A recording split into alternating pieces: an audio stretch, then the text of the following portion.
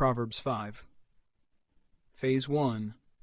My son, pay attention to my wisdom, incline your ear to my understanding. This teaches that wisdom begins with listening carefully and intentionally.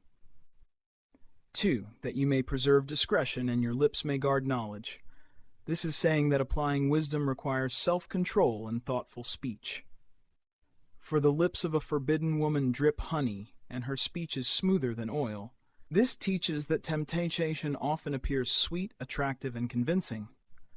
4. But in the end she is bitter as wormwood, sharp as a two-edged sword.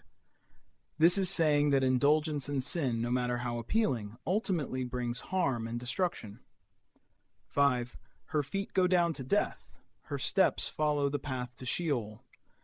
This teaches that giving in to temptation leads to irreversible consequences.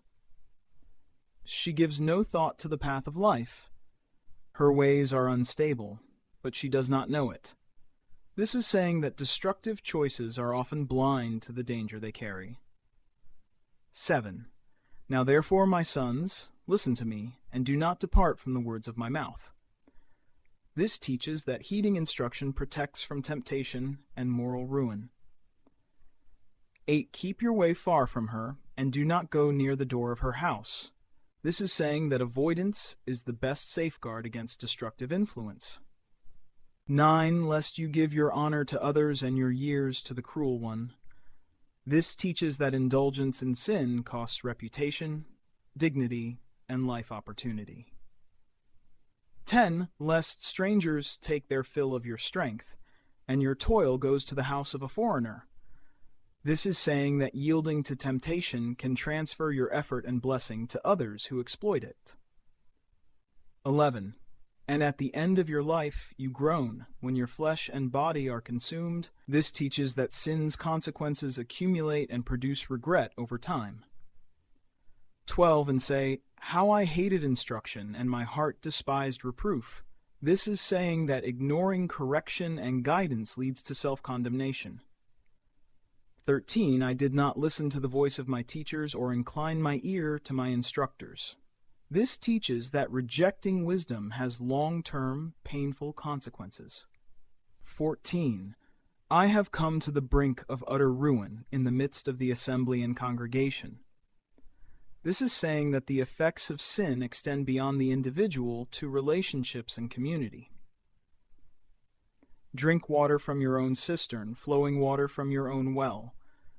This teaches that satisfaction and fulfillment should be found within the bounds of what is right and aligned with God's design.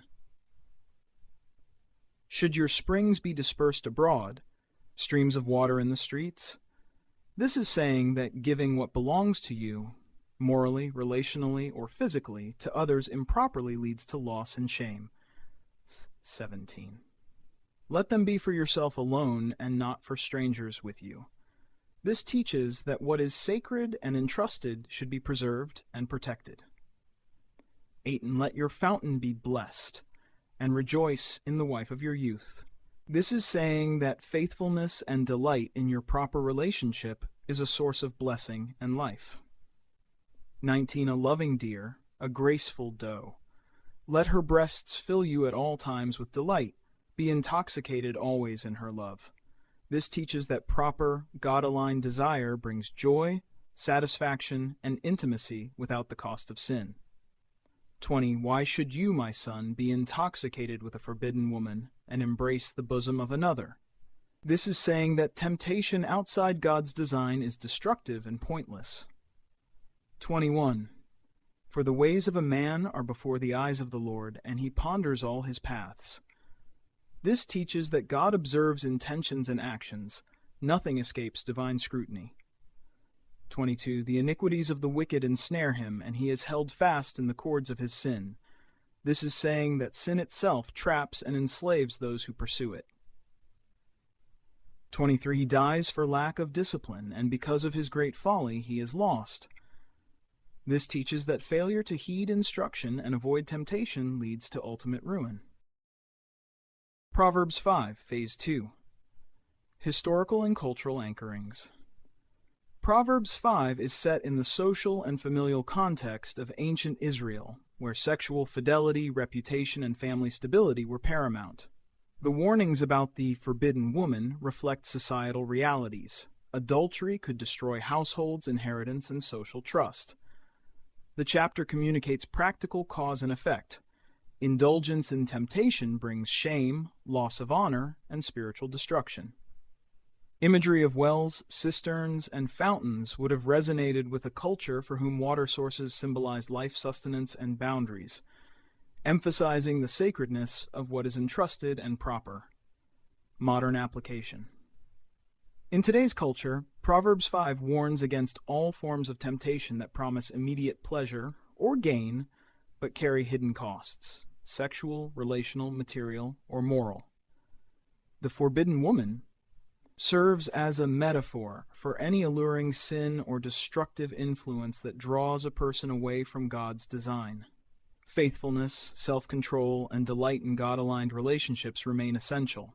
The chapter reminds readers that internalizing wisdom and guarding moral boundaries protects reputation, relationships, and holistic well-being, even in environments saturated with persuasive but harmful influences.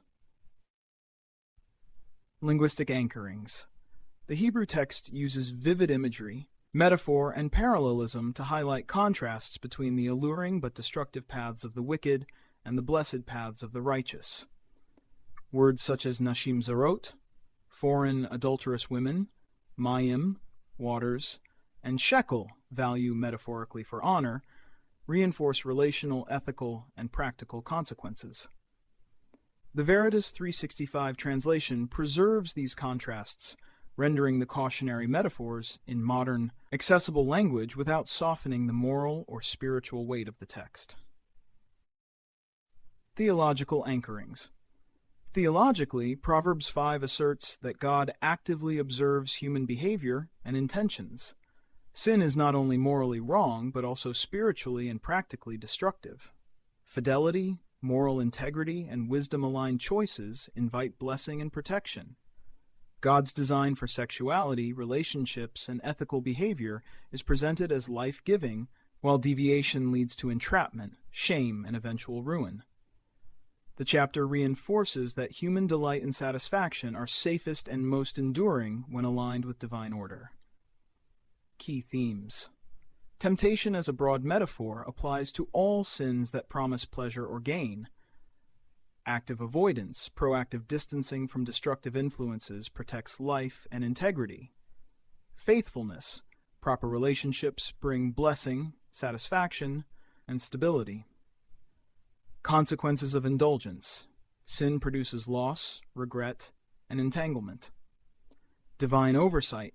God observes intentions and actions, ensuring moral accountability. Closing thought. Proverbs 5 teaches that moral vigilance and faithfulness are not abstract virtues. They are protective, life-sustaining, and spiritually aligned. The chapter challenges readers to internalize wisdom, recognize seductive dangers, and embrace God's design for relationships and behavior. Choosing alignment with God is both preventative and rewarding, offering satisfaction and stability where temptation only promises ruin. Reflection prompts. What forbidden women or tempting influences exist in your life today, metaphorically or literally? How are you actively guarding the integrity of your relationships and moral boundaries? In what ways can internalizing God's wisdom help you resist subtle but destructive allurements? How does delighting in proper, God-aligned relationships produce blessing and satisfaction in your life?